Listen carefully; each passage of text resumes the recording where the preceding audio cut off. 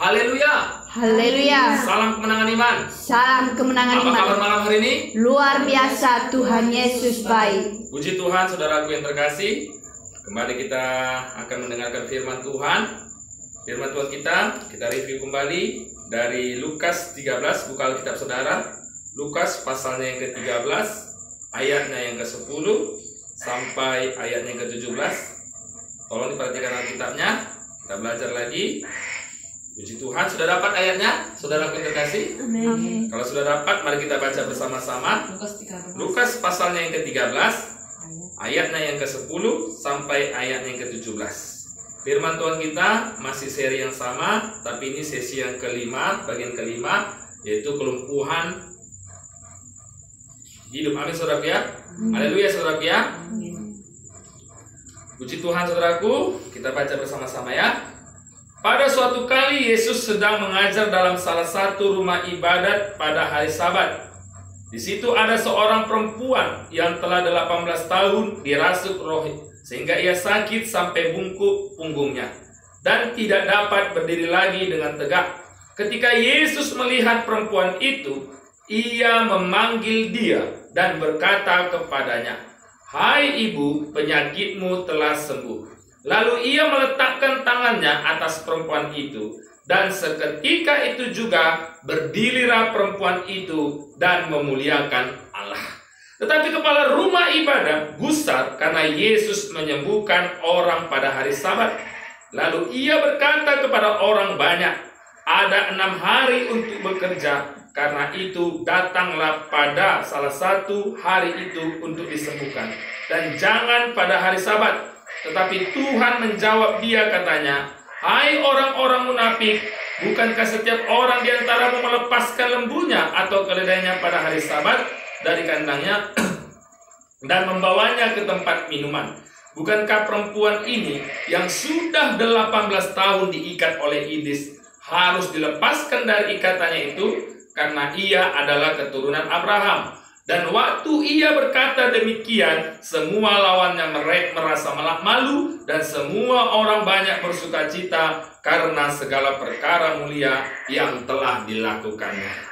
Bapak, Ibu, saudaraku yang dikasihi oleh Tuhan Yesus Kristus, di sini kita kembali mengingat atau mereview kembali firman Tuhan dari minggu pertama, yang dimana judulnya adalah kelumpuhan hidup. Amin, saudaraku ya. Di mana di sini saudaraku cerita daripada perempuan yang 18 tahun dia dirasuki oleh roh jahat.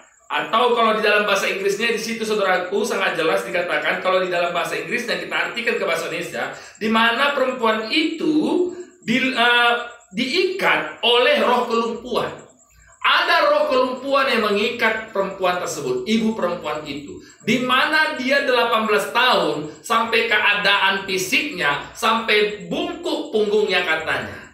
Amin, saudaraku. Saudara, kalau kita tahu, saudaraku, bagaimana kita yang mengalami bungkuk punggung, saudaraku, kalau itu berarti tidak bisa berdiri tegak. Bekerja pun sangat sulit, saudaraku.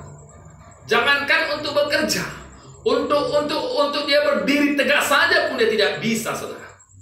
Dengan kata lain, saudaraku, untuk berbuat apa-apa sudah sulit, saudara. Haleluya. Ternyata, saudaraku, di situ ada pekerjaan roh jahat, ada pekerjaan iblis, di mana iblis mengikat perempuan tersebut dengan roh kelumpuhan. Bukan 1 tahun, 2 tahun, 3 tahun, tapi dikatakan 18 tahun.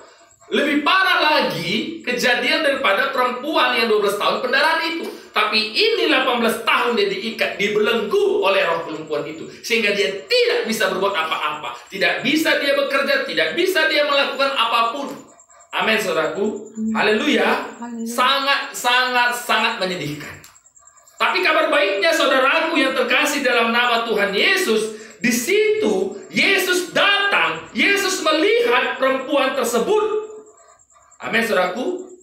Dan Yesus memanggil perempuan tersebut. Yesus berkata kepada perempuan itu, "Hai ibu, penyakitmu telah sembuh." Wow, dahsyat.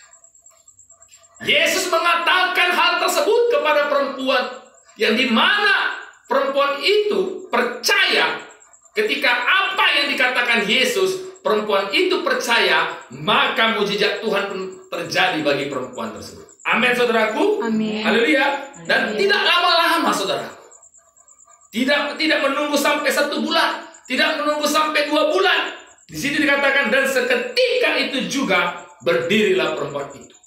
Ada hubungan kerjasama situ, saudara. Hubungan kerjasama apa? Hubungan kerjasama di mana Yesus beriman, ibu itu sembuh. Di mana ada hubungan kerjasama juga perempuan itu juga dia beriman, dia pasti sembuh.